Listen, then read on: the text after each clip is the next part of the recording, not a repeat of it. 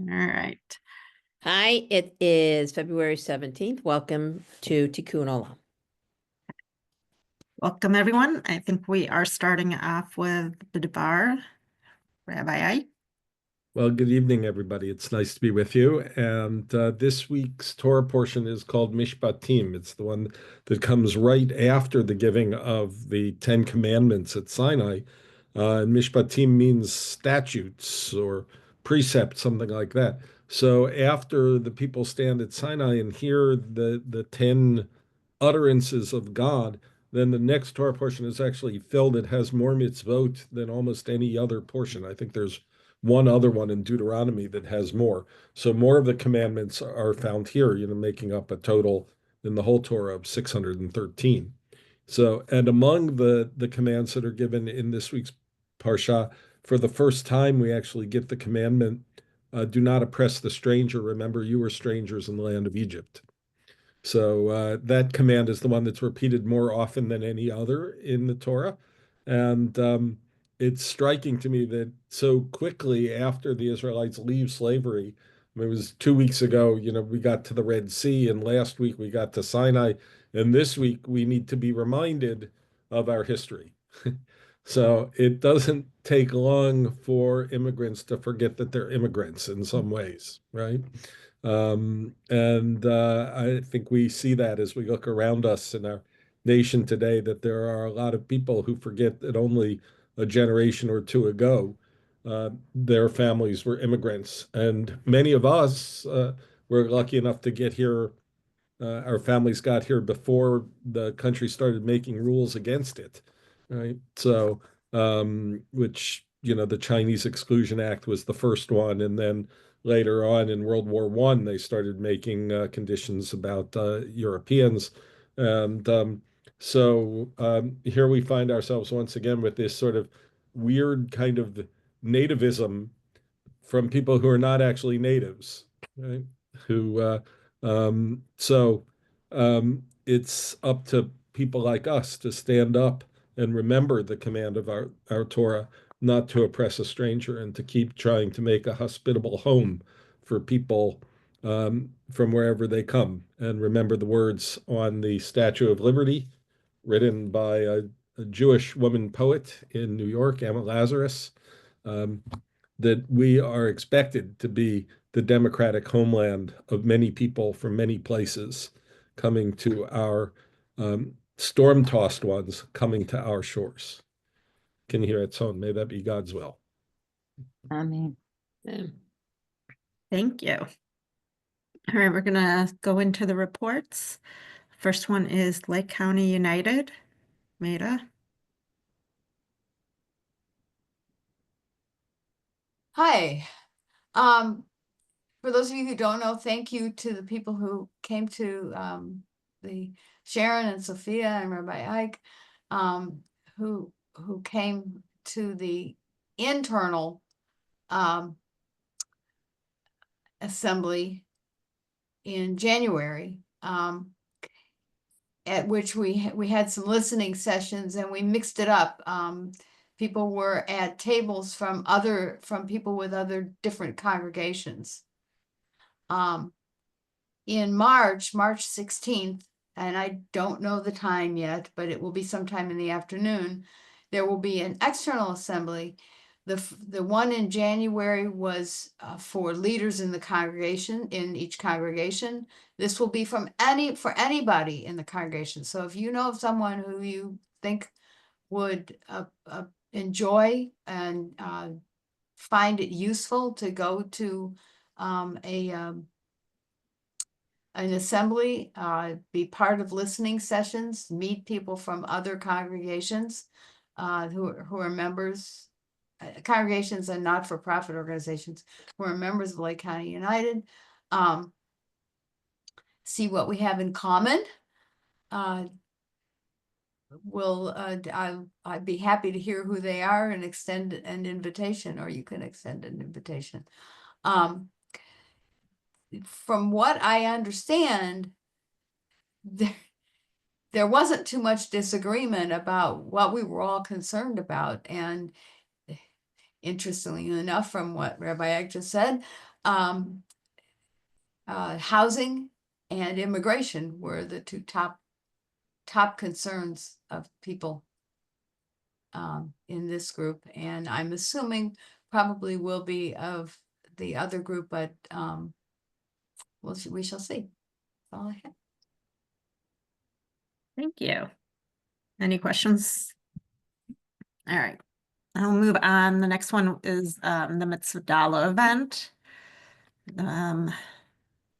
I am just gonna, the Mitzvah committee, which consists of me, Jen Gordon, Jill Klee, and Michelle Krumholtz, and anyone else who wants to be. But and Lynn unfortunately was sick, but she's on the committee helping as well.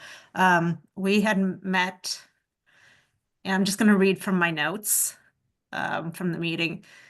The purpose of the event was just, we wanted to combine a Havdalah service with a hands-on mitzvah project, creating a multi-generational experience open to all ages.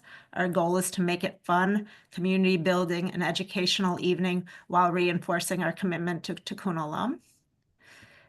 What our tentative event schedule, it's going to be on April 19th, which is, we're going to have a Havdalah service from 7 to 7:30. And then the mitzvah project itself is going to be from 7:30 to 8:30. And then we're going to do the oneg dessert, Amuna idea from 8:30 to 9. So that's what we are thinking.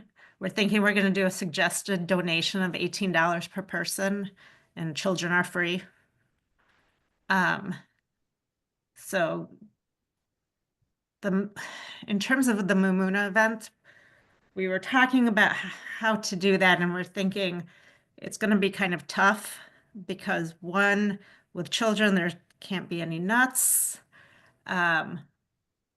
It's also, budget restrictions, challenging, and sourcing the correct food was going to be kind of tough because like the suggestions that we were given were Mizrahi or Sierra's Tent, both are kosher, so we'll be closed on Saturday. So we'd have to get it ahead of time and store it. And because it's the end of Passover, if you get ahead of Right. time, it'll either be Pesadiki. Exactly. I think they also might be closed. Right. Mizrahi might be open. Exactly. So we kind of pivoted from that idea and just doing more of a regular type of oneg that we typically do after a Shabbat service. So Jill is working with Stacy kind of on that. Then in terms of the actual mitzvah project, we decided we are going to partner with Gratitude Generation. So I talked to them, or at least this was the suggestion. I talked to them. They do charge their $10 a person and $100 just to be on site versus us going there. So again, part of the $18 suggested donation is what's going to that. We've also asked the board for some money, and I guess we might have some budget from the human needs as well. So in terms of projects, Gratitude Generation gave us a list of things that we can choose from. So we haven't decided which ones we're going to do. I'm still working on that, but the ideas were like either for your care kits, which are personal care kits for people experiencing homelessness, or dog toys. Again, we're trying to think of things that can be multi-generation. And then they have like assembling bracelet kits for kids, making plastic yarn for mats for people experiencing homelessness, decorating kindness rocks. They have a whole list of things we can choose from. I think that was it on that. Any questions on that? This is audible. Yep. Someone had a question? I know that Lynn was talking to Alex about getting Yep. a budget, and Yes. that's still up in the air. So Alex did reply back. and said, we'll make it work. Huh. So whatever that means, he said. And I also, off the record, talked to Holly as well, and she said, we'll make it work. So I'm taking it as a, we'll go ahead. We're working with Stacy. She knows typically, the ONEG budgets and stuff. So, all right. Any questions? Yep, Sharon? Just, I don't know, a thought that these are gonna be older children that are gonna come at that time of night. I mean, we're not gonna have little kids, so maybe make sure whatever project we do with, projects we do are geared towards, more school age kids and up. Yeah, I think I can send out the activities that Gratitude Generation provided. I'll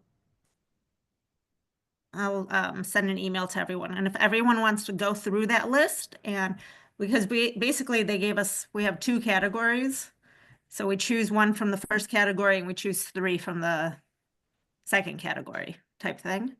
So, yeah, if you want to, check what you suggest, that would help us decide, because they gave us like 10 options for the second category. They gave us, I think, 2 options for the first category and 10 options for the second category.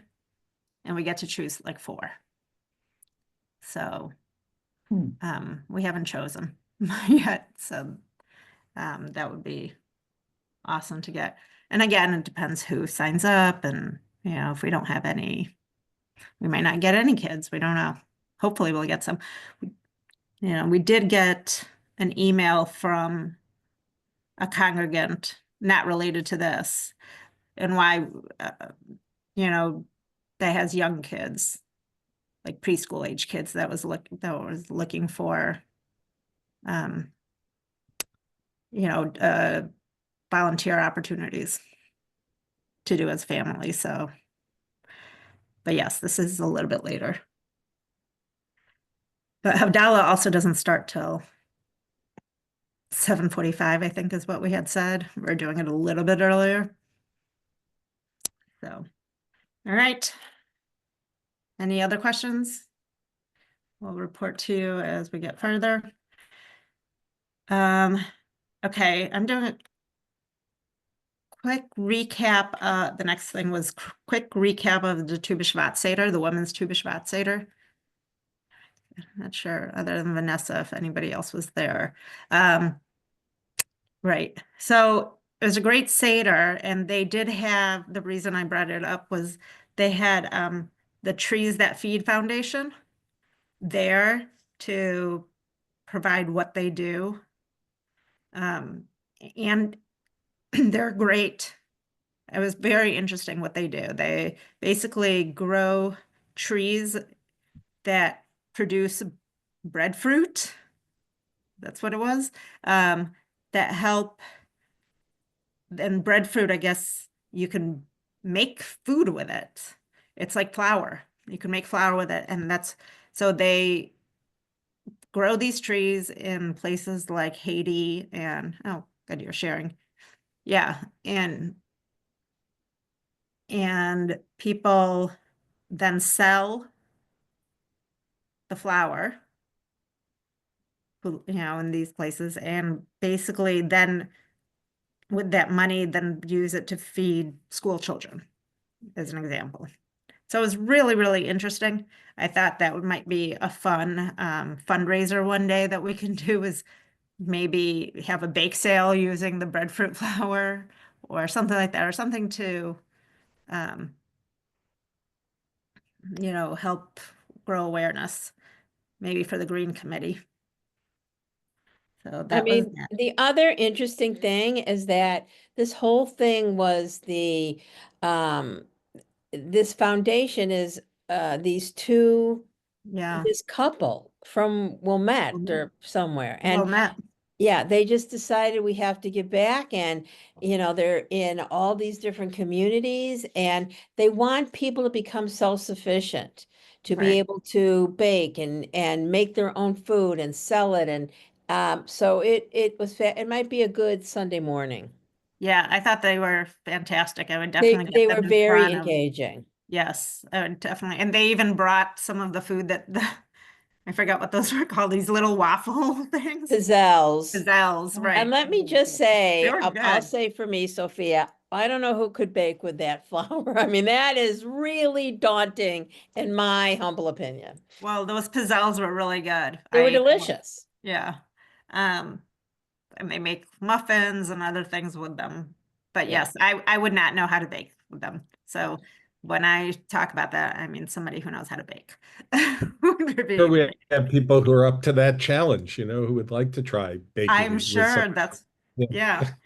I Yeah, mean, can you make challah with it? That'd be right. fun. I thought it was just fascinating. And they're from Jamaica. That was, I mean, Oh, but they lived here. The, They the lived here for oh, 20, 30 years, I think, at least. Yeah. They have a Yeah, very slight accent, which you very can't slight. place. Right. But they grew up they were born in Jamaica. It was interesting. Okay. Next thing was, Rabbi Ike, if you wanted to talk about the Valentine's Day visit at, sure. Well, I think we've got we've got three other people on the call who were yeah, there. whoever else who was there, you know, if they want to So, talk about it. but my experience of it was that it was fun. We had a good time. So, um, I didn't see if it made the news or not, but there was some news coverage Mhm. there. So Sharon, did you see something? Yeah, it was on Channel 5 that night. It didn't Hmm. really show a lot of us, but it showed talked about the project and DoorDash's involvement. Yeah, it was nice. That's And great. Pastor Parks, of course. Yeah. Yeah. And so we had two carloads of folks who went down there, and we helped package up about 1,000 meals, I think was the idea, that went out to needy seniors on the southwest side of Chicago. Um, so it was great. They invited us to come back next year. So if we want to. It's the first time I've ever celebrated Valentine's Day as an adult, actually. Did I leave anything out, you guys, that you want to say about it? Alice? Yeah, Rabbi, I just wanted to know, were there people that came to the center for meals, or was it all packaged and sent It out? was packaged and sent out, and that's where the DoorDash connection came in, so that Okay, DoorDash actually both we met I met their regional director of like community outreach stuff who was there, a guy named Mike, who said if his family ever moves to Highland Park, he knows what synagogue he's going to join because we were there, which was very nice. But they helped underwrite the cost of the project, and they had volunteer drivers from DoorDash who were, Oh. as we packed these things up, they were being brought to senior residences on the southwest side, Chicago. So Very cool. All right, next, Sharon, you want to talk about the Karina's Law party? You're on mute.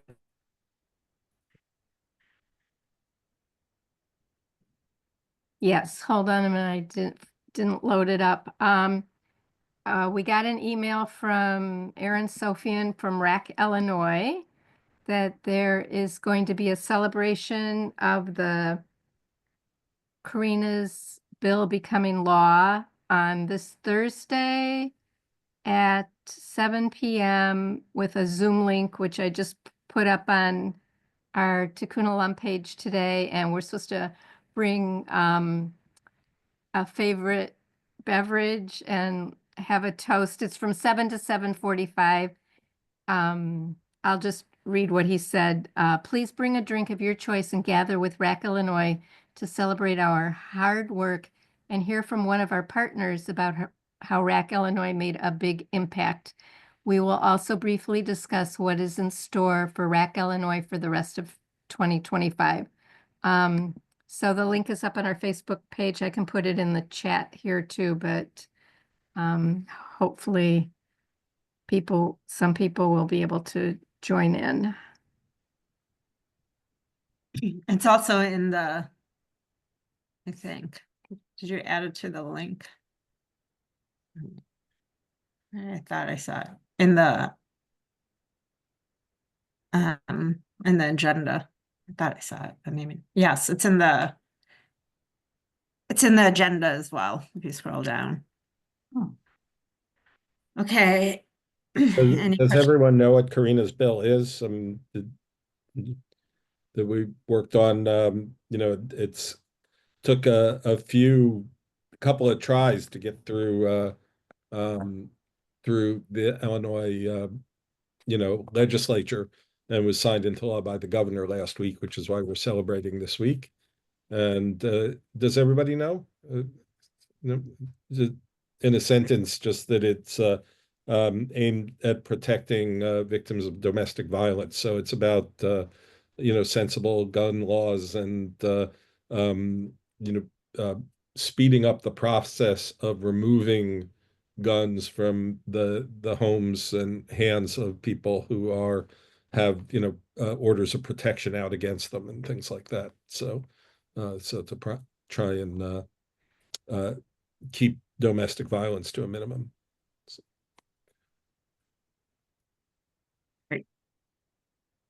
All right, I think the next thing was just upcoming events and the collections.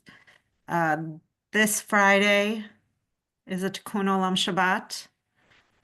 We're going to have Jeannie Marble of JCFS Chicago, and the collection is art supplies. So please bring some art supplies. And then the following Friday is the Refugee Shabbat.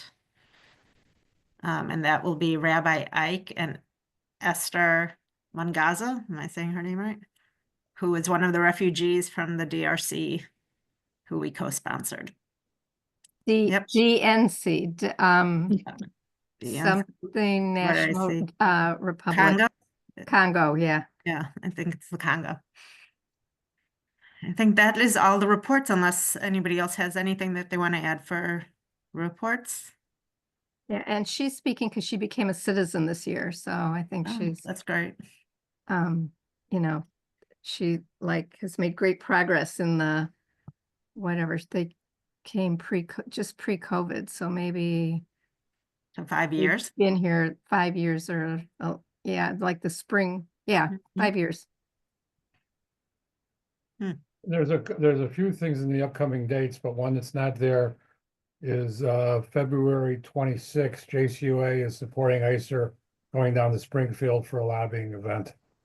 So I think some of us are considering to go down with them to lobby for refugee rights, which is obviously necessary. The other thing, and then I think the Make Less Waste dinner is no longer going to be it's not a Friday night this time. It's going to be, and the rabbi can explain what's going on at the temple after the dinner. Is an Israeli poet who's a very good friend of Cantor Jay's, I believe. He's not Israeli, but he's writing poetry about Israel. He's So, Jewish. Yeah. He's Jewish. Yeah. It's close Yeah. enough. I'm friends with his cousin. Yeah. So that's something to look forward to. Wait, Rich, when is it gonna be? Hold on. March 18th, it's in the due date. It's in the So all in the upcoming dates in the Oh, agenda. well, it's in the agenda. It's under the wrong one though, I see. I need to move it. It's under March 11th, but the dinner's on the 18th and then the program follows. Right. Right. That's right. So it's on the 11th? No, it's on the 11th is 18th. just a green group meeting. Oh, I didn't Okay, see that. right. So the dinner, And then everybody needs to be aware of the WZC elections, which Yep. are coming up, but it's probably a couple of weeks away from actually getting everything together. Yeah, from announcements and things like that. The period for that election starts, I think, March 10th, right? March 10th to May 4th. Right. But So it's- We'll probably have something at the March 8th of Dala thing at Kurt's Cafe, and probably on March 9th at the Purim Spiel. We're gonna vote early and vote often, I guess. I think March 9th is the carnival, actually. Carnival, that's what I meant. Purim Carnival. You're right. But you should be at the But spiel, and that's you- on the, We will be at the Spiel. Yeah. I've got all the dates highlighted. I'm great. just Right. not looking at them. And does everyone know about this election? Do we know what we're talking about? Uh, just yeah, I'm not sure everybody does. So every 5 years, the World Zionist Organization has a World Zionist Congress, and that group, which is about 500 delegates worldwide, is elected by the Jewish community in the United States and Jews in Europe and Jews in Israel and Australia, and so Jews around the world get to vote for this, and those there's about $1 billion of aid each year that gets distributed to groups and organizations within Israel based on the recommendations of this Congress. So the more we have reform delegates as elected to that, the more that money goes to represent organizations that we approve of in Israel. So it's actually a really important thing to get as many members of reform communities to vote as possible. And because we did very well the last couple of election cycles, the opposition is trying very hard to make sure they get all their votes out. So we have to make sure to get all our votes out. So that both reform organizations in Israel get support from this, but also all kinds of pluralistic groups, the kind of people that we like to support and get support out of this. And there's a slate, a reform slate, and we know a lot of the people on that slate. Mhm. And it's just very exciting. And, we just need people just have to vote for this. And, we have seen examples of what happens when, the government is not what we would like it to be. You want me to share the link to that video, Rabbi? Or is it not appropriate at this time? I don't know. With Rich has a video from one of the uh, Orthodox sources that is trying to get their vote out, and they do things like show women praying at the Western Wall and how terrible that is, and how they have to get their votes out to keep us from being able to do stuff like that. So. What, So it might be our most effective voting tool is to show that video to people, but it's pretty ugly. Um, so. and to expand about the rabbi said, I think in 2020 there were 15 slates. This year there's 20 slates, but all the new ones are Orthodox, trying to suppress the reform vote. So it's more important than ever. So how are we informing what's on the postcards that you're gonna have? We won't have it. We'll have flyers at all Flyers. these events you can vote by your phone. It costs $5 for each person to vote. But the tagline there, you can invest $5 to spend $1 billion. So the odds are pretty good. There'll be flyers with the QR code so you can vote immediately from your phone. I've ordered paper ballots, so if you want to, get a paper ballot, and we'll collect a paper ballot. You'll put your paper ballot into an individual envelope with your check, and then we'll collect all the paper ballots and mail them at all one time. So there'll be multiple opportunities to vote, after services, after, at this meeting, after March 10th, the first meeting after March 10th, we'll have all the information out. But what talking points are, Well, on the flyers in order, like, are we I having? actually think the biggest hurdle is not the $5. Right. It's registering on a computer. And I think we're going to have some events with computers and iPads and let people log in. And I know that our people are going to have a hard time with that. Especially the people who would be most likely to vote. So we have that planned. We could use more helpers, certainly to do that. I mean, Rich has a small committee of about 4 people, I think, right? Right now, 4 people. Yeah. Who are willing and ready and able to come to those events and help people vote. But we could use a few more people. Are you going to be speaking about this at services in terms of? Yes. Yeah, for Okay, sure. yeah. My quarterly article is about it too, so that should be in people's hands relatively soon. And then we'll definitely be preaching about it, and it'll be announced in the announcements regularly during that time period. And, um, you know, Yeah. we want to get as many people to vote from Macomb as possible, but the low number we're looking at is 250. We want to get 250 votes. 260. Anybody over 18 is, any Jew over 18 is eligible to vote, right? Yes. Yeah. And the problem is they're just now disseminating all the information, how to vote, and they don't even have the voting up yet. And you can't get it until March 10th. So we'll be putting it all together, and there'll be a flood of announcements. Okay. I have a Wait. question. Do you Go have ahead. to belong to a congregation to vote or No. anybody? No. So No. we could ask our uh, Unchurched ad- friends, so to speak. our adult children who haven't joined Oh, yet? absolutely. Okay. Absolutely. Hmm. Send it out to the college kids. Yeah. I'm pretty So- sure last time we said if they showed us a proof of voting, we'd sent them a Starbucks card. Yeah. Perfect. I don't know how kosher that is, but I'm Yeah, pretty sure we did that. we did that with our college kids for sure. Yeah. Not our adult children, though. Well, I'm fine to sponsor that again for Okay. adult children. I'll- I'm not sure, Rich, is that afoul of the rules? I don't know. I'm not sure. I would, it depends how it depends how we handle it. I Yeah, think in theory, it probably is just. because I know the When- one thing we're not allowed to do is I can't take like $1,000 out of the discretionary fund and pay for what Oh, would you that can't, you can't pay the $5, right? You Right. can't pay So the I $5 can't vote. take $1,000 out and have 200 people vote for free. Cards. So that's But you can have 4 people per credit card. I'm just saying. Hypothetically, if you had 4 adults in your family, right. Right, but it's confusing. We're not exactly sure how that's gonna work. what does the money go to? It's So interesting. this whole election thing, and there's, I don't know if ours is going to URJ, but the, ad campaign on this, I'm sure is costing. The $5, so they say it's an administrative fee to underwrite the cost of running the election. Okay. So Interesting. I will say 25 years ago they did it without charging anything. Right.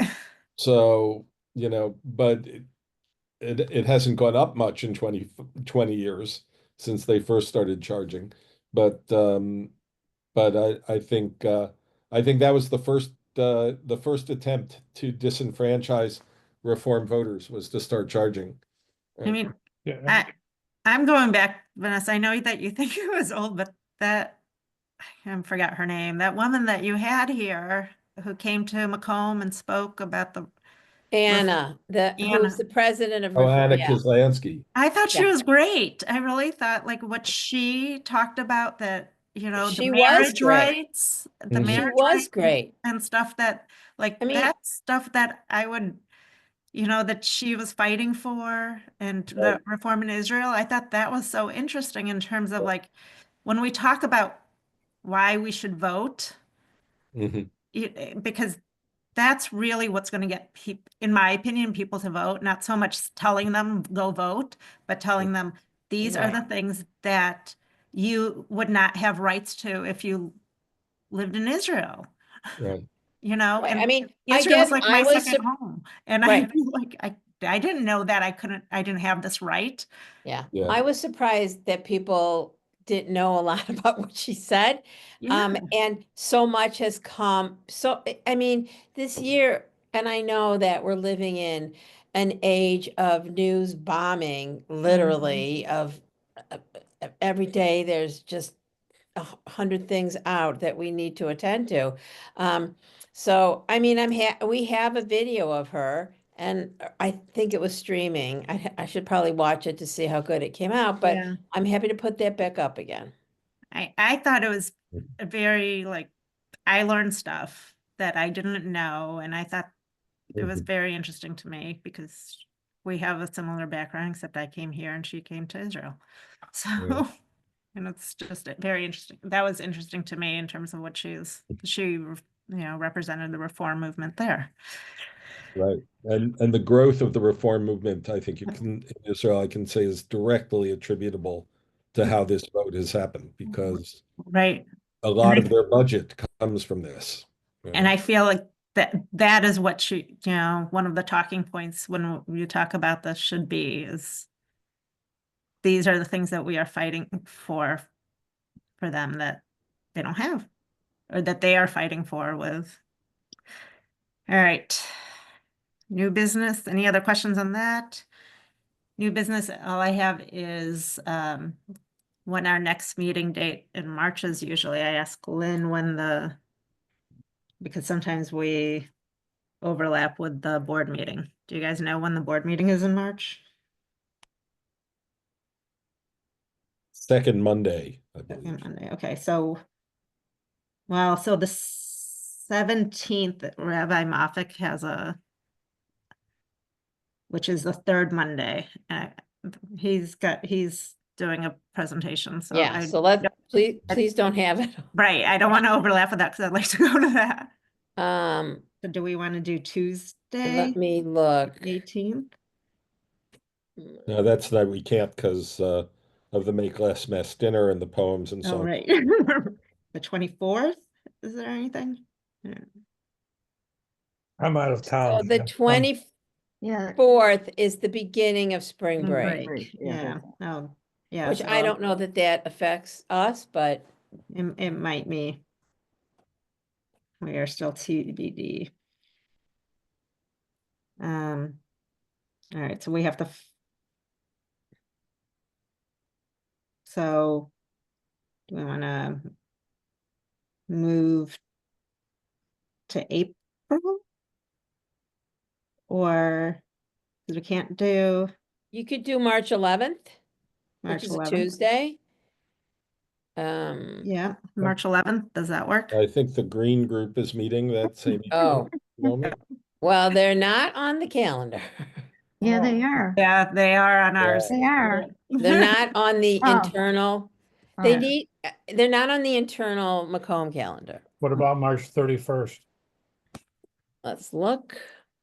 That's It'll the be end of the end spring break. Yeah. But Um, Well, but Do we want to do a Wednesday? I mean, March 31st is open. There's choir rehearsal, but March 31st? That works. and then I'm going to be gone a lot in April. Maybe we skip April Okay. because Yeah, it's Passover and yeah. All right. So March 31st it is. Okay, and then the other new business that we had, we're adding a new family section to the calendar that we send out.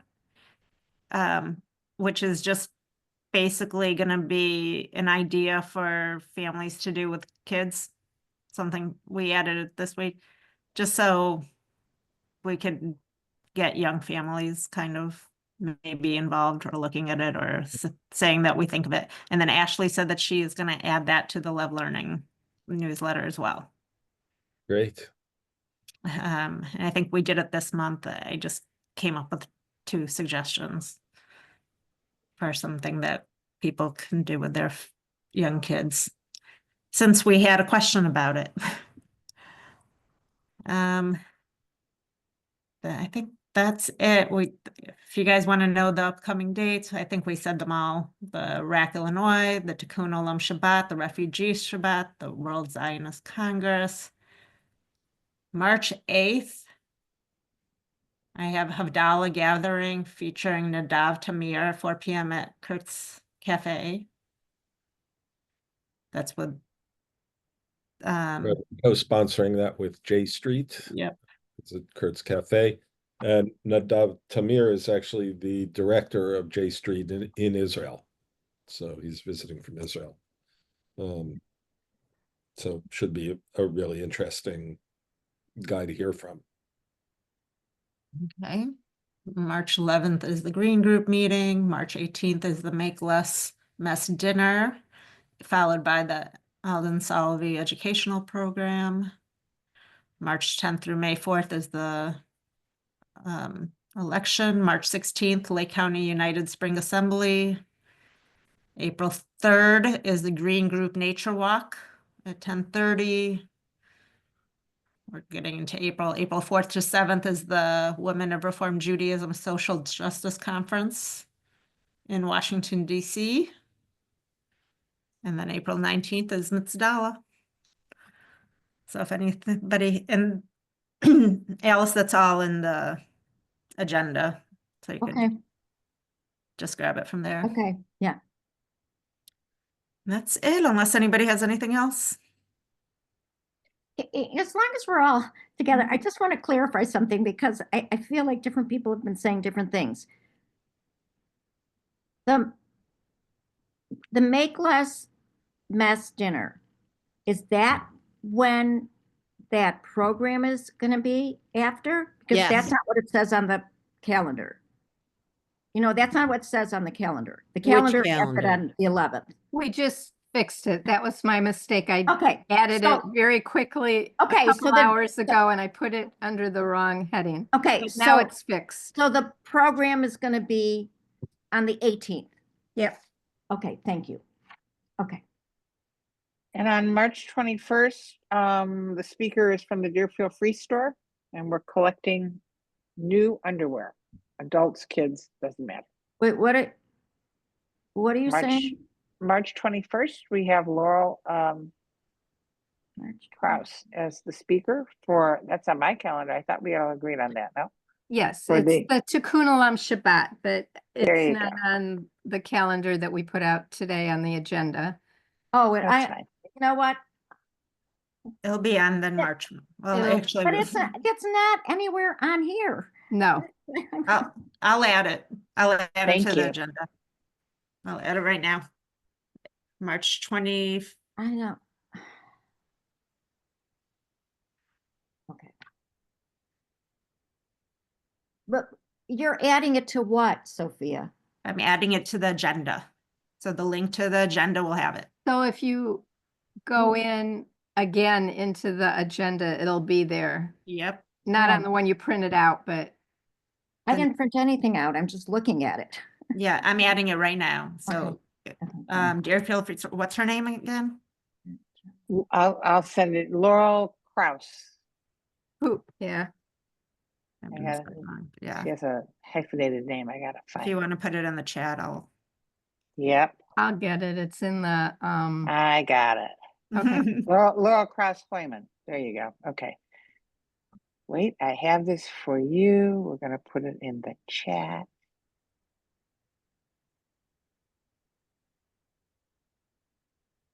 Ta-da.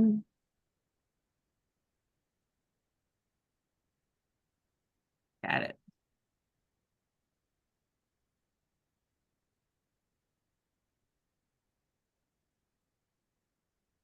All right.